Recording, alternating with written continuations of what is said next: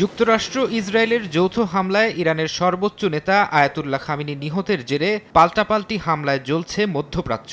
ইসরায়েলের রাজধানী Tel Aviv, পশ্চিম জেরুজালেমের রাতভর ব্যাপক ক্ষেপণাস্ত্র হামলা চালায় ইরান। অনেক মিসাইল প্রতিরোধে ব্যর্থ হয় আয়রন ডোম। ক্ষেপণাস্ত্র আঘাত হানে বিভিন্ন স্থাপনায়। এসব হামলায় প্রাণহানির খবরও পাওয়া গেছে। মধ্যপ্রাচ্যের কয়েকটি দেশের মার্কিন ঘাঁটিতেও দফায় দফায় হামলা চালিয়েছে ইরান। ক্ষেপণাস্ত্র ও ড্রোনের আঘাতে আগুন ধরে বিভিন্ন স্থানে। ইরাকে মার্কিন ঘাঁটিতে হামলার পর বিস্ফোরণ হয়েছে। এছাড়া কুয়েতও সোমবার ইরানি ড্রোন প্রতিহত করার দাবি করেছে। হামলা হয়েছে বাহরাইন, জর্ডানেও। সৌদি আরবের সবচেয়ে বড় তেল শোধনাগার আরামকোতে ড্রোন হামলা চালিয়েছে ইরান। হামলার পর শোধনাগারটি সাময়িকভাবে বন্ধ ঘোষণা করা হয়েছে।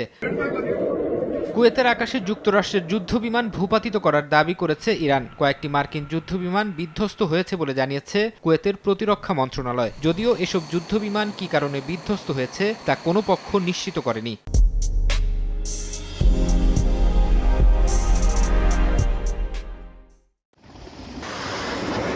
মার্কিন বিমানবাহী রণতরীতে 4টি ক্ষেপণাস্ত্র আঘাত হানার দাবি করেছে ইরান। আইআরজিসি জানায়, রণতরী ইউএসএস আব্রাহাম লিঙ্কনে হামলা চালিয়েছে তারা। এতে মার্কিন সামরিক বাহিনীর কয়েকজন সদস্য নিহত হয়েছেন বলে দাবি তাদের। যদিও এক মার্কিন কর্মকর্তা ইরানি ক্ষেপণাস্ত্র হামলায় রণতরীতে কোনো প্রভাব পড়েনি বলে দাবি করেছেন।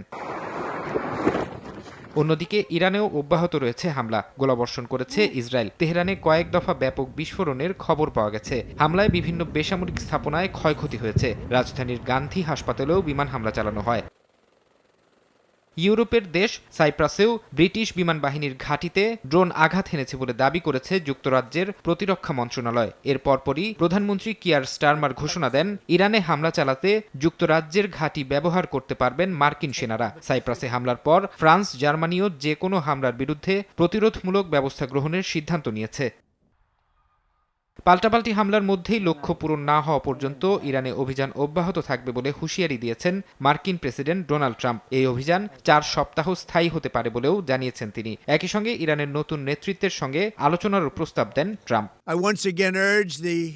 আমি আবারও বিপ্লবী গার্ড, ইরানের সামরিক বাহিনী ও পুলিশকে আহ্বান জানাচ্ছি, অস্ত্র সমর্পণ করুন এবং পূর্ণ দায়মুক্তি গ্রহণ করুন। না হলে নিশ্চিত মৃত্যুর মুখোমুখি হতে হবে এবং তা মোটেও সুখকর হবে না। এদিকে যুক্তরাষ্ট্রের সঙ্গে পরমাণু ইস্যুতে আলোচনার সম্ভাবনা নাকচ করে দিয়েছেন ইরানের জাতীয় নিরাপত্তা পরিষদের শীর্ষ কর্মকর্তা আলী লারিজানি। ফারহাদ চৌধুরী, সময় সংবাদ।